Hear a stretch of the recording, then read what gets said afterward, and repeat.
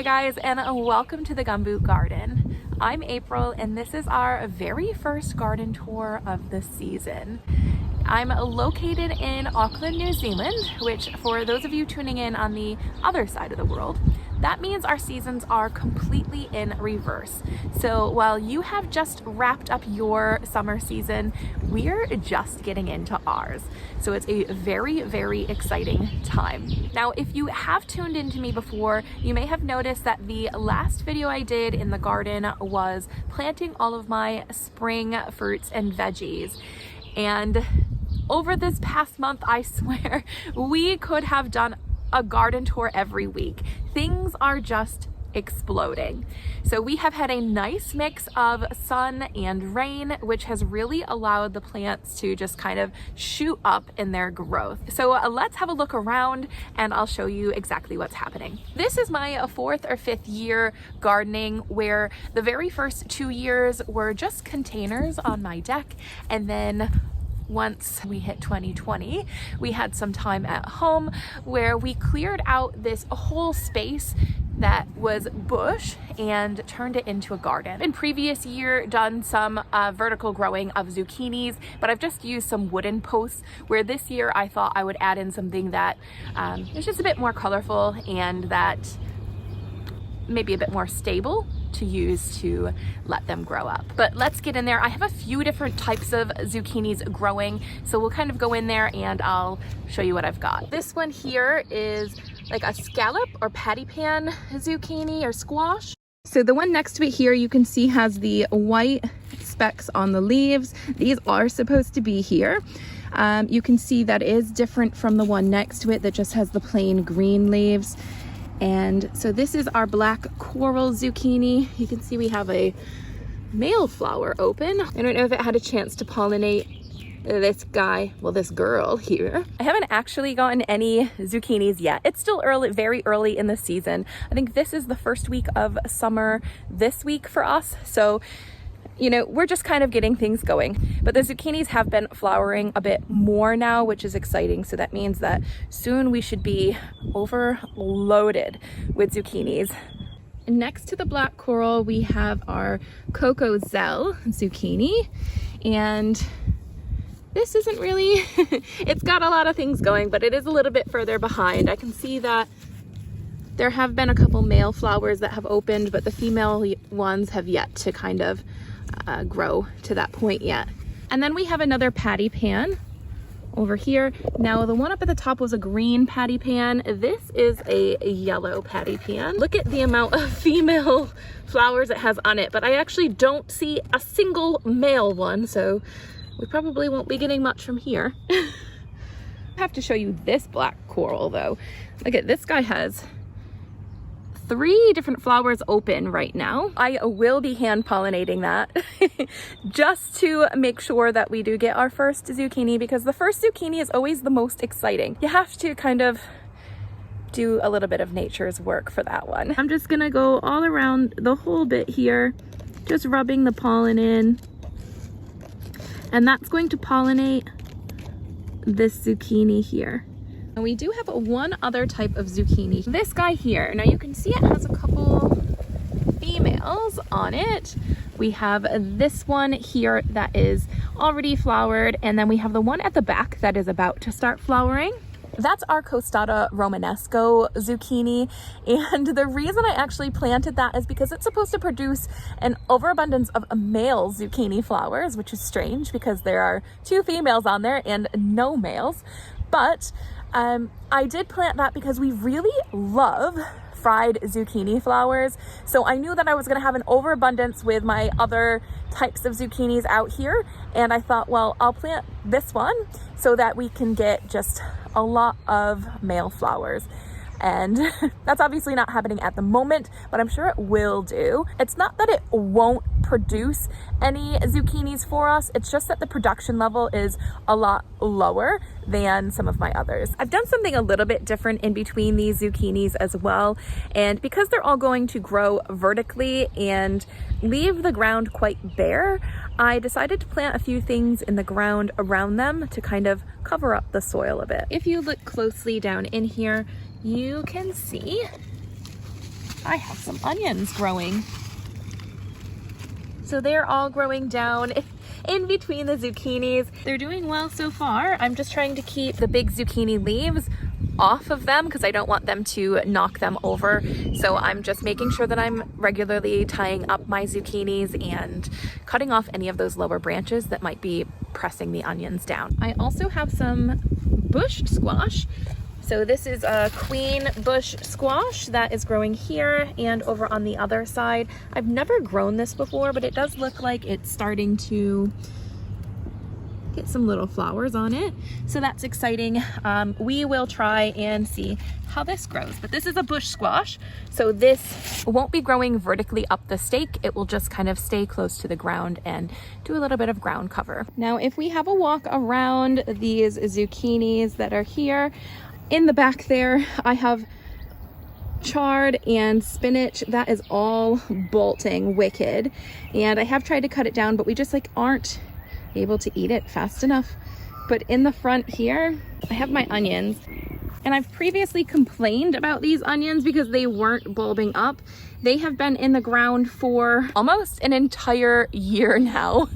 So they've been in the ground for a long time, but we are starting to get a few small bulbs from them. So I'm just kind of letting them grow and we'll see how they go. I know there are a lot of weeds in here and they don't like the weeds. It's this nasty, nasty vine that grows under the ground that is very, very difficult to get out. But I do come in here every so often and try and pull them and get them out of here. Then behind them, I just have a couple Roma tomatoes that are growing.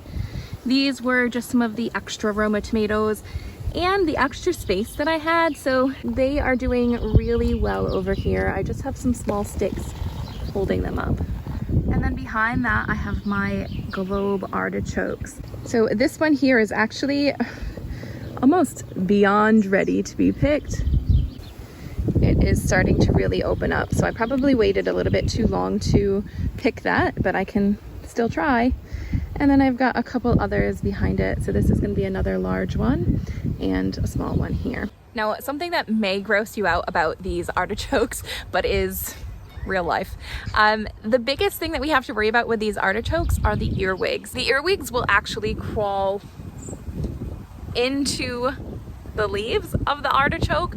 So before we eat them, we really need to make sure that we soak them. So I put them in with some cold water and mix a lot of salt in there, just so it's like the salt water should bring out any of the bugs that are in your vegetables. So if you are ever worried about like broccoli, cauliflower, artichokes, or anything similar that the bugs can kind of crawl down into, put them in some salt water, let them sit for about a half an hour, and that should draw out most of the bugs that are in your vegetables. All right, so let's move on from the in-ground bed into some of just the containers that I have here right in the middle of my garden, really. But these are all things that either I don't want to stick into the ground because they'll spread, or just because they're better in containers. So in these cardboard boxes that I just picked up from our local garden center, I have my potatoes growing.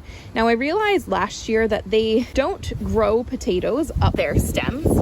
So I have not mounded these up at all. This is a bit of a test, really. So I don't grow potatoes for their massive production. I just have a couple cardboard containers that I put them in each year, just for the fact that I like to dig through the ground and see what I can grow. But this year I'm doing it a little bit different. So last year I realized they're not actually growing indeterminately up the vines. So I am just putting I just have my normal dirt in there. I have not mounded it up at all. And we're just gonna see how my potato harvest this summer compares to last summer. Last summer it was really good though. I can actually see one of the potatoes popping up a little bit above the soil, so I'm gonna cover that because otherwise they turn green from the sun and they're not good to eat. So that's good news. We are growing some potatoes. He looks like he might be a little bit small, but that's okay. You never know what you're actually going to find in there. And well, they haven't started to flower yet. I think they flower in maybe January, and then we'll do our harvest. Next to them, I have my okra. So this is, or New Zealand yam, they're called. Now I don't actually have enough soil. I have mounded up these, because these guys do actually grow up the stems as the season goes on. But I haven't had a chance to mound this one up. I need to get to the store and get some more soil, but it should be okay because they don't actually start to form their tubers until late summer, early fall. So I'm not overly concerned. We'll just see how it all goes. It's all a bit of an experiment, isn't it? Behind them, I have my horseradish, which this is one plant here, and then I have a second container over there, which is a little bit smaller. But oh my God, this is getting huge. And these grow like crazy. So these I had put into a container to make sure that they weren't getting into my ground, because they can kind of take over things. And I didn't want them to just take over this big space in my garden. However, we have a look down in here on the other side of the pot. Do you recognize those leaves? They are my horseradish. So it has grown, either the roots underneath the container or a seed fell out, something has happened, but they are now growing in the ground as well. And I love horseradish, and we had a nice harvest last year of it. I just don't know if I want it growing in my ground. And I know I should dig that up now, but in the same sense, I'm just gonna leave it. So be careful if you're growing horseradish. Just know that it can take over. It can, even if you plant it in a container, it can start to get into your ground. So just beware. Moving away from the horseradish, we also have some rhubarb that I have put into pots. Now I always have trouble with my rhubarb because it tends to not like growing very tall, at least not in my garden. And I don't know if that's because I keep it in pots or I don't fertilize it right or what the deal is, but that's just what happens. And my partner, Allie, his parents have actually told me a bit of a trick that apparently they did when they were kids. And that was to cover up their rhubarb with a bucket. And because they start to reach for the light, that is supposed to make them grow tall. Now, I haven't put a bucket over them yet, but I do have plans to do that. And we'll kind of experiment and see if the one grows taller than the other with the bucket on there. The only thing is, I'm not really exactly sure when the bucket is supposed to go on top of them, so I've kind of let them sprout a little bit. As you can see, one is naturally starting to grow a little bit taller than the other. So I will probably put a bucket over this guy here, and just to see if it encourages him to grow tall. I also have these beautiful dahlias growing. I love these guys. They're huge and so beautiful. Look, I mean, look how many buds they have on them, and it's just the beginning of the season. And so long as I continue to deadhead those dahlias, they will continue to produce just as many blooms all throughout summer into the fall. I absolutely love dahlias. And just a bit of a side note, that guy is Rocco. So if you are new around here, Rocco is often in a lot of my videos. He likes to hang out with me. Today he's a little bit bored, just kind of hanging out in the garden because he has to be hooked up because he's a naughty thing and will run into the bush. There's a gate around my garden that's mainly to keep him out of it and to keep him inside the yard. But my garden does not have a fence around the whole perimeter, just on the one side that goes into our yard. So the other side leads straight into the bush. And if given the chance, this guy loves to go on an adventure. If we pop around here to the front of all of these containers, hey Rocco, I have some cucamelons here growing, and I've set up a bit of a trellis for them to grow up. So hopefully as the summer progresses and we walk into the garden, it will be a nice big bushy cucamelon patch that will just give us a little snack as we walk around the garden. I do grow them in containers because they can also take over, and I don't want that to happen. Last year I tried to grow them and they did not do very well. But as you can see this year, they're growing beautifully. So I've given them a better trellis. I have put them in a sunnier spot. So hopefully we'll have better luck and get a couple cucamelons this year, because last year I think I got one and it was very, very tiny. Right behind me, this is part of my passion fruit vine, which is growing all along the fence. It starts way over here and it trails along this fence, up, up, up, up, up, past my blueberries and over to the entrance. Now you are meant to cut back passion fruit quite a bit each season, but this past fall they were actually starting to flower again. I think because of the way the weather was, it got colder and then warmer again, so I think they got a little bit confused. So I left it just to see what it would do, and it did produce a couple passion fruits, so that's got a little bit of a second harvest. They have grown a whole bunch of new vines off of them, and we have so many flowers that have sprouted. Is that what they're called? Sprouted? Bloomed? That have bloomed on the vines, and it is absolutely amazing. And now if all of these flowers get pollinated and grow into fruits, we are going to have so much passion fruit this summer. I'm gonna need to figure out some passion fruit recipes. So if you have any passion fruit recipes that are just so good, put them down below for me, please, because I think I'm gonna need them.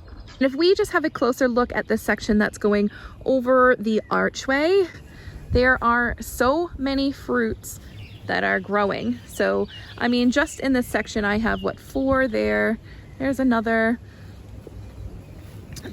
flower here and another little guy back there growing. Coming out on this side, there's like 1, 2, 3, 4, 5. There are just so many passion fruits blooming and growing. I can't even believe it.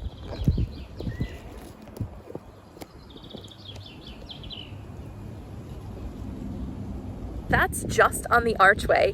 I have the same thing happening all along that fence, which is crazy. Along the fence where the passion fruit is, I also have a couple of blueberry plants that are in pots.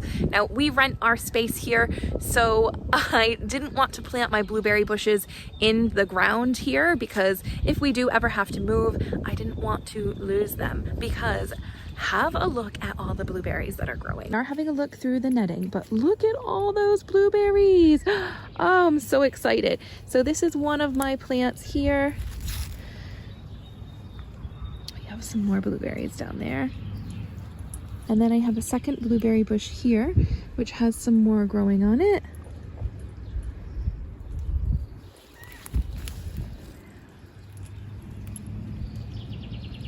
This is my 3rd year with these blueberry plants, and they've really grown heaps. The first year I took all of the buds off of them just to kind of let them develop a little bit more. Last year, well, the weather wasn't great, so the blueberries formed and they started to grow, but they never fully ripened. They always stayed hard. And this year, well, none have ripened yet, but they look much healthier and much better than they did last year. We're getting a lot less rain and more sunshine, so I think that they are going to fully develop. I have covered them with this bird netting just so that I can get that to them before the birds do. By next month's video, I'm hoping in January, these will be all ready, and I'll show you guys my ripe blueberries. Now, next to our blueberries, we have our first raised garden bed here. And as you can see, that is completely overflowing with tomatoes. In this bed, I have 12 Roma tomatoes, which is a lot. They are 2 feet apart, but with all of their leaves branching out, they are still quite close together. So every couple days, I do come out here and try to increase the airflow through them. So I will make sure all of the low hanging leaves are snipped off. I also make sure that higher up, if there are leaves that are just kind of crowding other things out, I pinch those off as well. But the one thing with your determinate tomatoes, you want to make sure that you are not trimming off any of your side shoots, because they're determinate tomatoes, they will produce in abundance if you leave the side shoots on. So it's different from your indeterminate tomatoes where you want to pinch off a lot of your side shoots because it will prevent them from flowering and producing as much. You want these guys to have all of those side shoots. So I'm only trimming off leaves when I'm creating airflow in these tomatoes. You can see in there, the bottom is doing well, so I don't have any lower hanging leaves that might splash up. in the rain and get disease. But as you get up higher, it is a lot more difficult to kind of keep them with some airflow. But I just did this 2 days ago, and you can already see it's probably time that we get at them again. We are beginning to produce some flowers though, which is exciting. So it won't be long before we have some tomatoes. Now, those are taking up the majority of that garden bed. However, I have managed to squeeze in some plants around the edges. This is a crown pumpkin that I have grown from seed, and the seed actually came from a store-bought pumpkin. On another corner, I have the red curry pumpkin, or Henry's Pomeranian. So this is a vining pumpkin. So if we go in here, you can see I've trimmed off a lot of the lower leaves, but it is starting to vine out in multiple places. So I have a vine coming out here. I have a vine going out in the other direction. And the main vine that I thought I was going to be working with is coming out of the bed and starting to trail onto the ground. Also have another one down at this end of the garden bed as well. So this one is getting quite long and trailing out. In this bed, I also have my archway that's going up over the top of me. And along the side of that, I have planted indeterminate tomatoes here. I have 2 indeterminate tomatoes that are actually growing in here. I think they are Brad's Atomic grape that are growing. I think they're both that.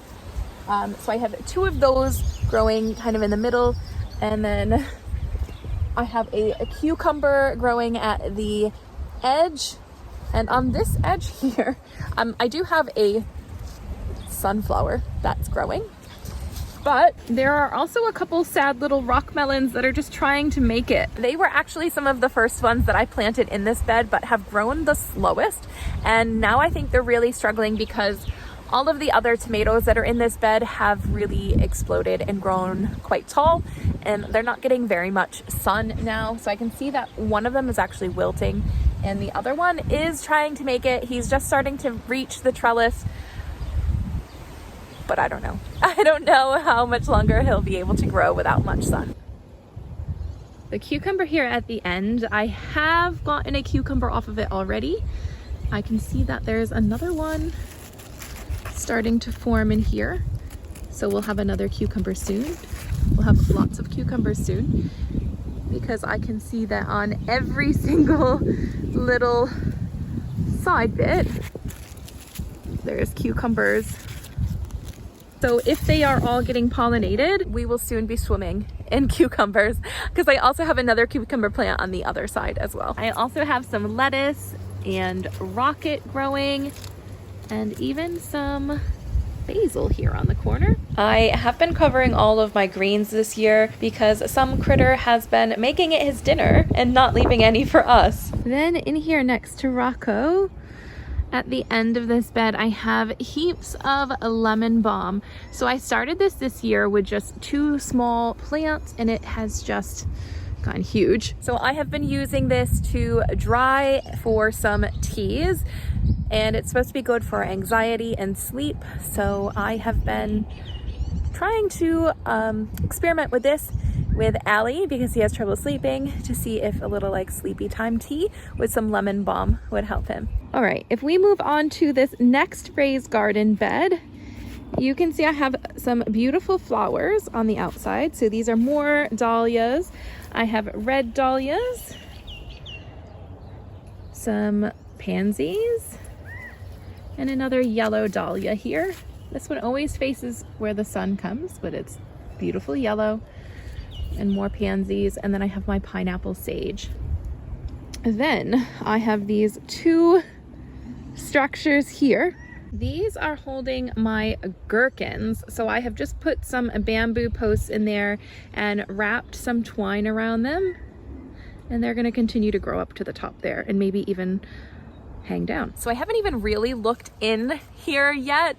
These gherkins, or like small pickle cucumbers, have been growing really tall and shooting up, and even growing like extra side vines, but I haven't actually checked to see if there are any pickles starting to form. So let's dive in here and see if we have anything that's getting pollinated.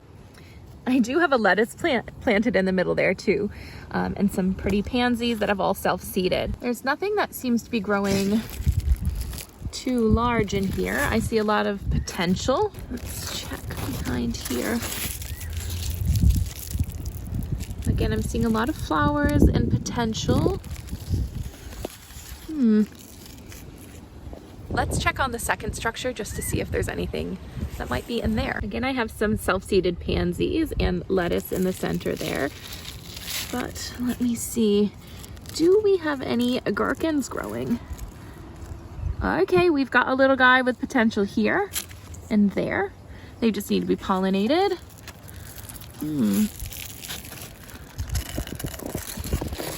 There's somebody who might grow into something. He's a bit thicker. Not too much happening though. With the amount that they have been growing vertically, I thought for sure that we would be getting some fruit, but maybe that is the thing. Maybe when they are like sprouting up so much vertically, they're not really producing as much. It might be a little bit too early in the season. But what I will say is that I have tried to grow pickles this is my 3rd year now, and this is the first year that they actually look healthy and are growing like my normal cucumber plant, or like my normal cucumber plants.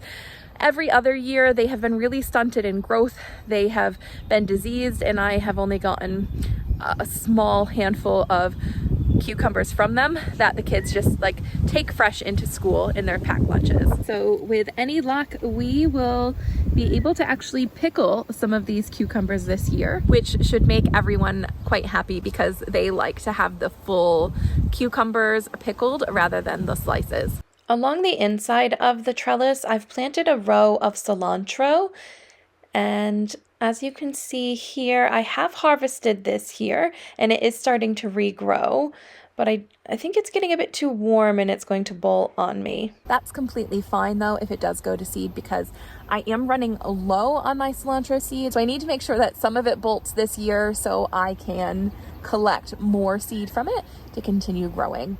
But I'm also trying something different this year.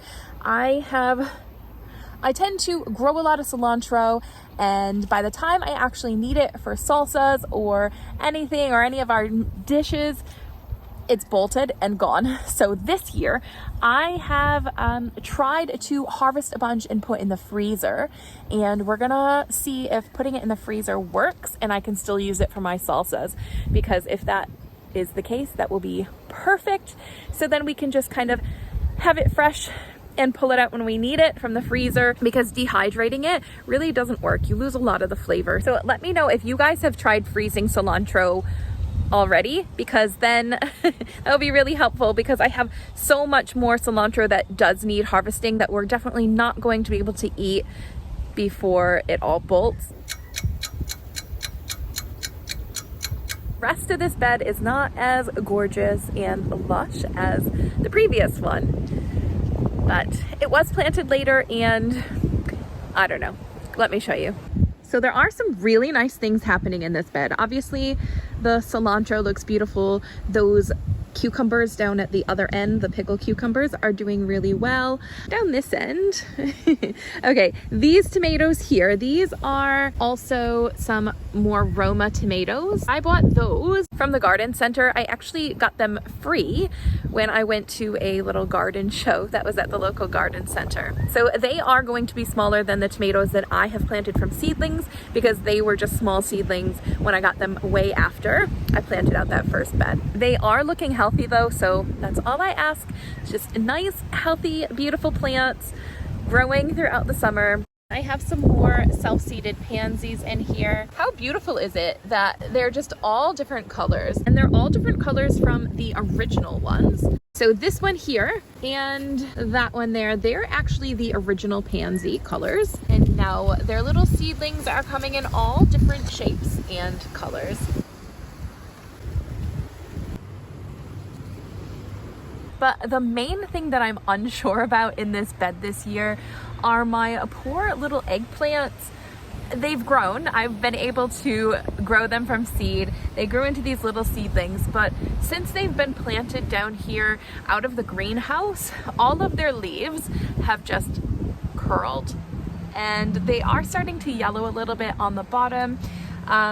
So I'm not sure exactly what's going on. They haven't really grown too much since being in here. I'm thinking it could be a couple things. One, either it's not warm enough for them yet, or two, they're not getting enough water. Some of the topsoil, just the very topsoil, is dry. Once you go down even a little bit, it's moist. So I don't know if they're getting too much water, too little water, too much sun. If they don't have enough nutrients, I'm not 100% sure, but I can tell that they're just not very happy. And so I don't know, they may grow better throughout the summer. Maybe they're just having a hard time right now.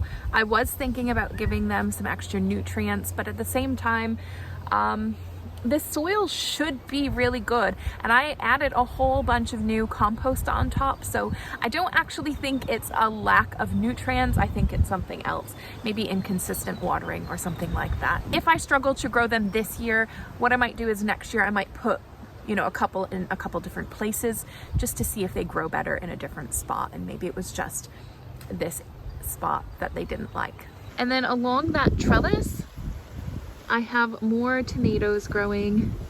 So over here I think I have 3 different tomatoes. 2 are Brad's Atomic Grape. Then this beautiful, lush, huge tomato. I mean, look at the stem on that. That is called a purple cocktail. I did not grow this from seed. I actually bought this at the garden store, and it was the first time I've seen a very dark purple tomato growing here. It's called Purple Cocktail, and it is meant to be very almost like a black in color. And I know that you guys in the US have loads of different varieties of tomatoes and plenty that are that dark in color, but here in New Zealand you don't really see that too often. There's a few purple varieties, none that are that dark. So I had to buy it, and it's growing beautifully. And the thing I've noticed about those dark purple tomatoes is that the birds don't really bother them. Not until they, I think I had one last year that when it got really ripe, just the very top got a little pinkish, and then it attracted some of the birds, but something that dark purple should not even attract the birds. Hopefully, I'm hoping. Now, I know you're probably already thinking, oh my God, she has so many tomatoes growing. And I do. I think I have like 45 tomatoes growing this year, which is a ridiculous amount, and will probably be way more tomatoes than we need. But I want to be able to can a whole mess of them for the whole year, so we can, make all different types of things, plus eat them fresh. Plus, if I have any extra, I can put them on my little garden stand out front. But you haven't seen all the tomatoes yet, because I only had 12 in that one bed and a few in here. Now, the majority of my tomatoes are in my tomato bed, which is this one here. This is where I'm planting all of my indeterminate tomatoes. So let's head over to that bed. This one here and the one next to it, which has a few little tomatoes on it. I think those are the Sweet 100, so they're a cherry tomato, and I know I tried to keep some cherry tomatoes together. This one here, I actually have the tag. This was one I bought at the garden store. This is a Rapunzel, so you can see how it's supposed to grow these really long lines of tomatoes on it, which it looks like it must start off and then keep growing long, because it's not a very long trellis there. But we'll see. This is the first time I've actually grown one of these. Last year I was interested in them, but this year I thought, I'm growing so many tomatoes, let's try this new variety as well. Then the next one, moving on, I'm pretty sure that is a Brad's Atomic Grape, and I think that's it for my cherry tomatoes. This is a Dr. Witchy's, and I think I have 4 of those. So these are all Dr. Witchy's. You can see they all have flowers on them, so that's super exciting. Just give them a little bit of a tap. I mean, I think the wind's probably doing its job anyways. Just to try and pollinate these, I just come along and tap their branches to get them to pollinate. Then the rest of these going down the line, they are all Oxheart tomatoes, which are really good paste tomatoes as well. The tomatoes grow really big and huge, so I haven't grown these before, but I'm really excited again to try these because they yield such a big tomato. Dr. Ritchie's tomatoes is supposed to yield quite big tomatoes as well. So it should be quite an exciting summer if they all grow. They're all looking really good right now and growing really healthy. One thing I want to note with these indeterminate tomatoes is that in previous years, I have just kind of trimmed them so that they have one main leading stem going all the way up and then just have the tomatoes growing off of them.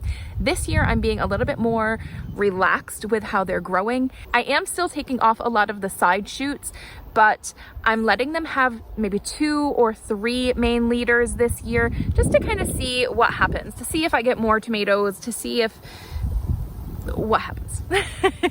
Just to not follow all the rules that everyone else is doing already. Naturally, they just want to keep having all these shoots. I mean, naturally they want to be on the ground as well, which I'm obviously not doing, because on the ground they would be able to form more roots along their stems, which would help them keep going a bit more. Because I'm growing them vertically, I don't want to just kind of let them sprawl out and do their own thing completely.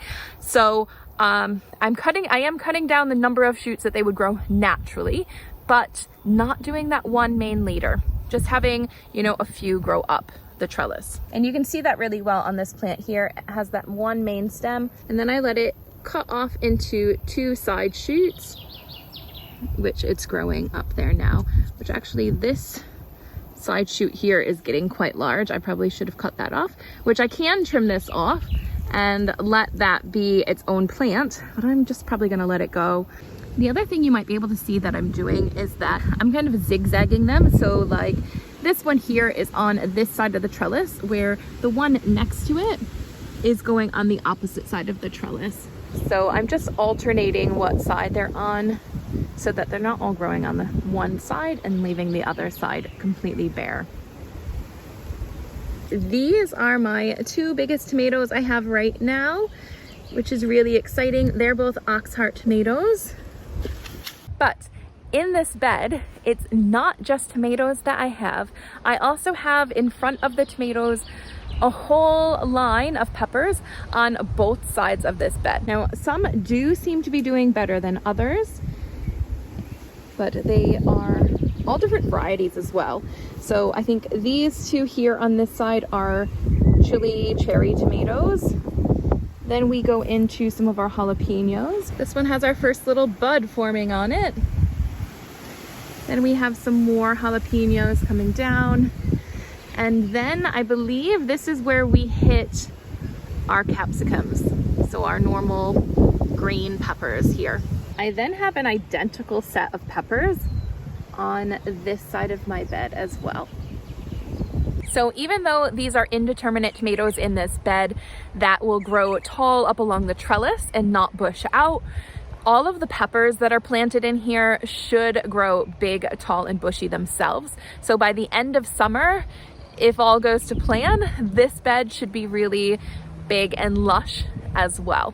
But again, I will keep you updated with how they're all growing, because peppers do take a lot longer to mature. So it will be closer to fall that they'll be big, lush, and really bringing in a harvest. Now, we're gonna move on to the next section, which I know you probably thought I was also done with peppers and showing you that, but I'm not, because even though I have 24 peppers in that tomato bed I just showed you, I also have another 19, I think it is, over in the bed we're coming to up next. So that is this section here.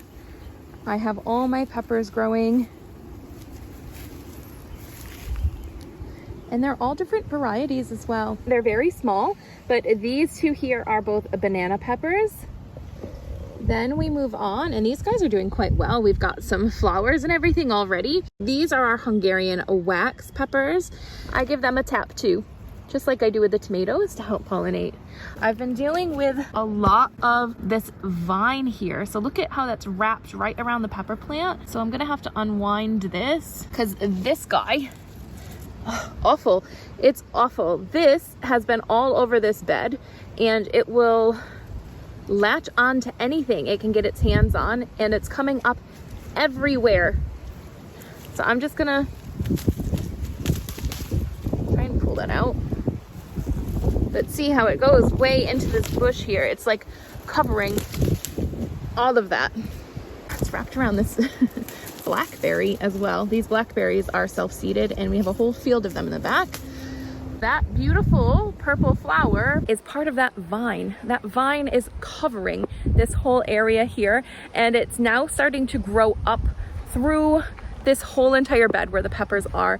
And every single day I am out here just trying to pull up the different vines that are starting to pop through, just so they don't tangle themselves around my pepper plants like you just saw was starting to happen there. And also like it's happening here.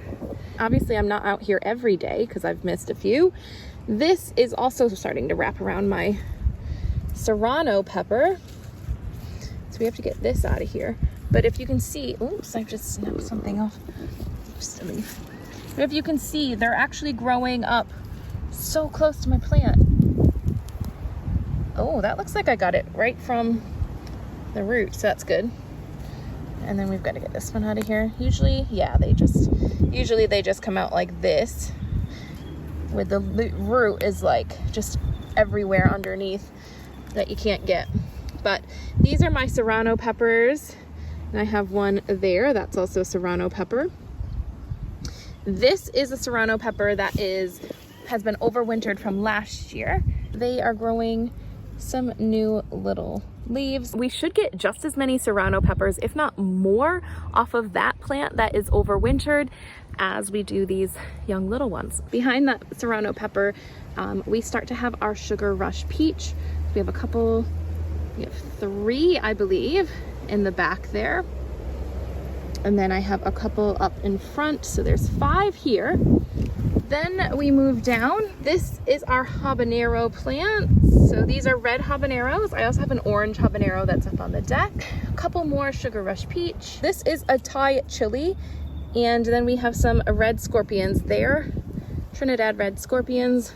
All of these chilies were planted at the same time. I have no idea why my Thai chilies and my Trinidad red scorpions are so small, but hopefully they'll still produce. They were both taken from like seeds I saved. I'm just surprised that they even grew, so that's a bonus in itself. If they produce some peppers this year, I'll be ecstatic. But yeah, that was a bit of an experiment in itself. Because honestly, I wasn't planning on growing any super hot chilies this year. I obviously have hot peppers down the line here, but I wasn't planning on growing any super hot ones like those, because last year I did grow some Carolina Reapers, and we have more than enough of that hot sauce left still, where I don't need to actually have another hot sauce that's that hot. But we do love hot sauce here, so if we have them, then I will make it and we will eat it. That is mostly it for this garden. This is the main garden. We can quickly move on to a couple other sections of the garden, and I'll show you what we have growing. I have planted Cape gooseberries all along this fence, and they are growing. I wasn't sure they were going to get enough sun, but they are. They have their flowers they're putting on. They're growing some Cape gooseberries. We've got these guys growing, and a few more back here. These are just smaller ones. It's the beginning of summer. They come in a cape, and if you pop open the cape, we'll see how talented I am to do this with one-handed. So obviously the water right now is causing them to split with the rain and then not rain, but they're still good. And I use these to make scones and jam, and just the kids take them in their lunches. They're really sweet and nice and tart sometimes. They're growing much better than I expected. Usually I have a lot of images in my head of what I want things to look like, and I can see it growing. I can look around my garden and see this perfectly beautiful garden exactly how I want it, and it doesn't always happen that way, but that's just the way nature is. But these Cape gooseberries, which I had a good vision in my head, didn't think it was going to happen. It looks like they're actually going to turn out as planned. But I do have another section of the garden I want to show you, and that is our vineyard garden. There are the grapevines. In front of the grapevines, I actually have my strawberry bed. Some of these strawberries are doing really, really well. Others, this was a whole big mess last summer. It was a big puddle. I didn't have the border here. It wasn't built up. It was straight into the ground, and it was just swampy and muddy and gross. So I've built it up. So a lot of these plants that haven't made it, they were ones I tried to pull up and save from the original bed, but didn't make it. Over here, these were in a container last year, but all the ones that are on this side, these were all ones that have actually regrown from that really muddy part. See these guys? I need to get them. So they're not fully ready, but I have been having a critter get in there. So I have not gotten very many strawberries actually from this bed. Most of them have come from up on the deck. I've tried to tighten it up a little bit out here, and it looks like nothing's gotten to them yet. So maybe I've solved the problem. I might wait until tomorrow to come out and get them, because it looks like they do need another day of ripening. Famous last words, because tomorrow I'll probably come and they'll be eaten and gone. Next to the strawberry bed, I have some seashell cosmos. So the seashell is just because, see how they have that little loop here for the petals. So they're beautiful, and they're in mixed colors. So I have a light pink, I have a white one there. There's also a darker color here. And then I've also mixed in some zinnias. So the zinnias are still budding, but we do have a couple that are starting to come through. So we have this beautiful pink one, and then we have this beautiful red zinnia that's popped up. So pretty. And another that looks like it's going to be coming in bloom soon. Next year, I'm just going to plant heaps of flowers and plant them really thick and close together, and because I want this to be like a big beautiful flower patch. We move on from this little flower patch and go to that one. This has turned out beautiful and exactly how I wanted it to. That is all calendula, and I'm loving it, and the bees are loving it. And there are so many different beautiful shades and colors. I mean, look at, you have this like beautiful dark orange to the yellow to the light yellows. Oh my gosh, they're so beautiful, and they look so nice. Every morning I look out from my kitchen window and I can see these beautiful flowers growing out here, and it just makes me happy. So these calendula flowers I am cutting. Well, obviously I haven't been out here for a few days, but I'm cutting these and drying them and hoping to make a salve out of them.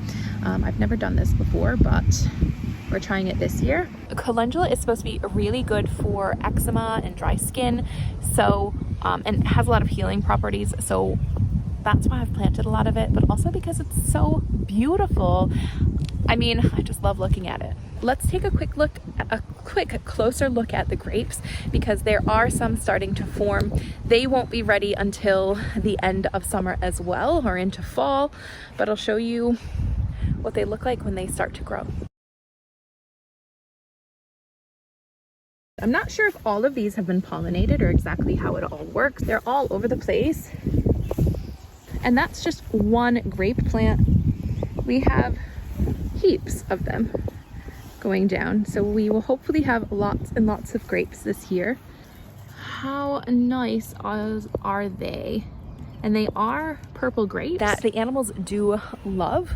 I did buy some tulle this year in hopes that I can save some. Last year we certainly did not have nearly as many grapes growing on the vines as we do this year, so, and those were all eaten by birds or rats, or what's the other thing that we have here? Possums. But I'm not sure which was eating them, but something loved them, and we didn't get any grapes last year. hopefully this year we will. Another thing that is a work in progress here is, I know you can see like a bunch of mess around the bottom of these grapes. That's actually cardboard to help keep the weeds down, because I haven't been able to do the whole vineyard in this beautiful wood chips. So I did get some wood chips. I weeded around the grapes. We weed-eated a lot of the tall grass that was in between them. I put cardboard down, and then we put wood chips on top. So these are just wood chips from the trees that were being cut down close to our house. I asked the guy to dump them, and he gave me a whole load, but it obviously was not enough to do this whole patch, because only a little tiny patch has been done. Eventually, I would like this whole section to be covered just the same way that this patch is, because it looks so nice, and it really helps with the weeds. And I would just have to order a few more wood chips every year to top them up, just so it keeps the weeds at bay, and stops them from really growing up and getting to that big mess that it was before. So that's a work in progress. I need to get more wood chips. It's a lot of work to do that, to transport them and put the cardboard down, but it is something that is a goal that I want to get done. But that is it for today, guys. Thank you so much for walking around the garden with me. I really do enjoy sharing all of the things that I'm growing and letting everyone see kind of my pride and joy. Honestly, it is, I mean, I put so much work into it, and really love everything that comes out of it. It brings me so much joy, and I love sharing that joy with others. Hopefully it encourages you to grow your own little patch of joy and gives you ideas. Please like and subscribe if you enjoyed this video. There will be more coming throughout the summer. Tune in and see how everything progresses. I will catch you guys in the next one. Thank you so much. See ya.